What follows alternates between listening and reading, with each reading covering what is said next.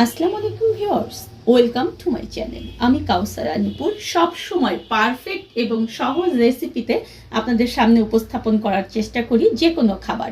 আজকে আমি আপনাদের সামনে নিয়ে এসেছি কিভাবে পারফেক্ট টক দই ঘরে তৈরি করতে হবে একেবারে দোকানের মতো, সেটা দেখাবো আজকে। আমি আমার অন্যান্য যে দইয়ের ভিডিওগুলো দিয়েছিলাম সেগুলো দেখে সবাই মোটামুটি পারফেক্ট দই করতে পেরেছিলেন।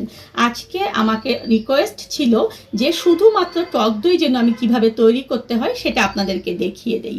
দেখুন এই টক দইটা কতটা পারফেক্ট, এবং এখন এই রমজান মাসে কিন্তু দই বড়া করতে কিংবা যে কোনো লাচ্ছি করতে টক দইটা আমাদের খুবই প্রয়োজন হয়। তাই এখানে আমি 2 কেজি দুধ দিয়ে কিভাবে পারফেক্ট টক দই তৈরি করতে হবে সেটার রেসিপি দেখালাম। আসুন দেখে আসি এর একেবারে পারফেক্ট এবং সহজ রেসিপিটি। টক দই করার জন্য আমি এখানে 2 লিটার পরিমাণ গাভীর দুধ নিয়েছি। এটা আপনারা যে কোনো প্যাকেট দুধ, আপনারা ফুল ক্রিমযুক্ত দুধ, যেখানে লেখা থাকবে ফুল ফ্যাটযুক্ত দুধ, সেই দুধটাই নেবেন। যে দুধটায় ফ্যাট ফ্রি সেই দুধটা দিয়ে কিন্তু দই কখনোই ভালো হবে না। আর টক দইয়ের জন্য দুধটাকে কিন্তু খুব বেশি জাল করতে হবে না। আমি 2 লিটার দুধ নিয়েছি এখান থেকে আমি হাফ কিলো পরিমাণ দুধকে টানিয়ে কমিয়ে নিয়ে 1.5 লিটার পরিমাণ করে নেব। দুধটা দেখুন যে আমার একদম জাল হয়ে গিয়েছে। আর সব সময় দুধ জাল করার সময় মনে রাখবেন যে কখনোই দুধে সর পড়তে দেবেন না। এখন এখান থেকে আমি 2 থেকে 3 ডাবু এরকম দুধটা তুলে নিচ্ছি। আর এখানে আমি গুঁড়ো দুধ দিয়ে দিচ্ছি মেজারমেন্ট কাপের হাফ কাপ পরিমাণ। এই গুঁড়ো দুধটা কিন্তু সম্পূর্ণ অপশনাল একটা ব্যাপার, তবে গুঁড়ো দুধ দিলে হয় কি একদম খুব সুন্দরভাবে টাইট হয়ে দইটা জমা হয়। যেটা অনেকেই বলে যে দোকানের দইটা খুব সুন্দর জমা হয়ে থাকে, কিন্তু আমাদের ঘরের দইটা কেন জমা হয় না, সেটার কারণ হচ্ছে তারা কিন্তু সব সময় এরকম দইয়ে গুঁড়ো দুধটা ব্যবহার করে, তাহলে বাইন্ডিংসের কাজ করে এই গুঁড়ো দুধটা। এখন এটাকে আমি জাস্ট একটু এখানে নেড়ে চেড়ে দেবো, আর কিন্তু এটাকে বলক তুলতে হবে না। এখন চুলার জালটাকে বন্ধ করে দিয়ে ঠিক যেভাবে নেড়ে চেড়ে দুধটাকে গরম করেছেন সেভাবে নেড়ে চেড়েই দুধটাকে ততটুকু ঠান্ডা করবেন যতটুকু ঠান্ডার মধ্যে আপনার একটা আঙ্গুল ডুবিয়ে রাখতে পারবেন, তবে বেশিক্ষণ রাখতে পারবেন না। আমি আবারও বলছি, তাপমাত্রা ঠিক ততটুকু হবে যখন আপনার একটা আঙ্গুল এখানে আপনি ডুবিয়ে রাখতে পারবেন। একটু কিছুক্ষণ রাখতে পারবেন, কিন্তু বেশিক্ষণ আঙ্গুলটা ওখানে রাখা যাবে না। নেড়ে নেড়ে দেখুন যে আমি দুধটাকে ঠান্ডা করে নিয়েছি। এখন আমি দেখাচ্ছি যে তাপমাত্রাটা ঠিক দেখুন যে আমি আঙুলটাকে ডুবিয়ে রাখতে পারছি, কিন্তু বেশিক্ষণ রাখতে পারছি না।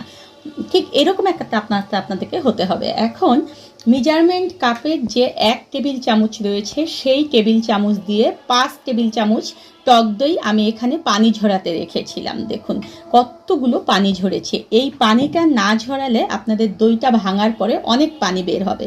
এখন দেখুন যে পানি ঝরানোর পরে কতটুকু হয়েছে আমি দেখিয়ে দিচ্ছি। 1 টেবিল চামচ, 2 টেবিল চামচ, 3 টেবিল চামচ, এবং সব মিলায়ে আমি ওগুলো কিন্তু একটু ভরে ভরে দিয়েছিলাম। সব মিলিয়ে কিন্তু এখানে দেখুন যে 4 টেবিল চামচ হলো, মানে 5 টেবিল চামচ থেকে পানি ঝরে এখানে 4 টেবিল চামচ হয়েছে। এটা সব সময় মনে রাখবেন। এখন আপনাদের সবার ঘরে মোটামুটি ডাল ঘুটনি রয়েছে, সেই ডাল ঘুটনি দিয়ে এটাকে একটু ভালো করে ঘুটে দেবেন।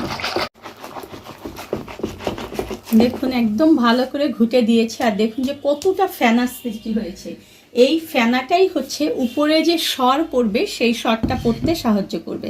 এখন একটা মাটির হাঁড়ি নিয়ে সেখানে দেখুন যে দুধটা পুরোটাই ঢেলে দিচ্ছি। দেখুন উপরে কতটা ফেনা সৃষ্টি হয়েছে। এখন যে কোনো একটা ঢাকনা দিয়ে এই হাঁড়িটাকে ঢেকে দেবেন। আর আপনার যাদের ঘরে আপনাদের দেখবেন যে এরকম পাতলা কম্বল রয়েছে, সেই কম্বল দিয়ে এরকম করে ঢেকে আপনার ঘরের যেই জায়গাটায় কোনো নড়াচড়া পাবে না সেই জায়গাটায় এটা রেখে দেবেন 7 থেকে 8 ঘন্টা। তবে 10 ঘন্টা রাখাটা একেবারে বেস্ট। 10 ঘন্টা পরে ফিরে এলাম। দেখুন আমি কম্বলটা খুলে আপনাদেরকে দেখাচ্ছি যে এটার কি অবস্থা। দেখুন এটা এত সুন্দরভাবে জমে গিয়েছে, এত সুন্দরভাবে। দেখুন যেটা কতটা পারফেক্টভাবে জমেছে, আমি আপনাদেরকে দেখাচ্ছি যে এটা কতটা পারফেক্ট। এখন ঠিক এই অবস্থায় আপনারা এটাকে নর্মাল ফ্রিজে রেখে দেবেন 2 ঘন্টা। তারপর 2 ঘন্টা পরে সেট হওয়ার পরে আমি আপনাদেরকে দেখাবো কেটে। 2 ঘন্টা পরে দেখুন যে আমি নর্মাল ফ্রিজ থেকে আমার দইটা বের করে নিয়ে এসেছি। দেখুন এটা কতটা সুন্দর হয়েছে, দেখেছেন? একেবারে পারফেক্ট টক দই যেটাকে বলা হয়, এটাকে কিন্তু ডায়াবেটিক দইও বলা হবে। আপনারা ঠিক আমার এই প্রসেসে সেম যা কিছু আমি দিয়েছি তা কিছু ফলো করে যদি আপনাদের দই তৈরি করেন ঘরে, তাহলে দেখবেন যে আপনাদের এই টক দইটাও একেবারে আমার দইয়ের মতো একেবারে পারফেক্ট হবে। আর দেখুন যে এর উপরে একেবারে শর্টটা একেবারে দোকানের মতোই কিন্তু হয়েছে, দেখেছেন? আমার এই ভিডিওগুলো যদি আপনাদের ভালো লাগে তাহলে প্লিজ আমার চ্যানেলটা সাবস্ক্রাইব করে পাশেই থাকবেন। আর সবার আগে যদি আমার ভিডিওগুলো চান তাহলে পাশের যে বেল আইকনটি রয়েছে সেটাকে বাজিয়ে দেবেন।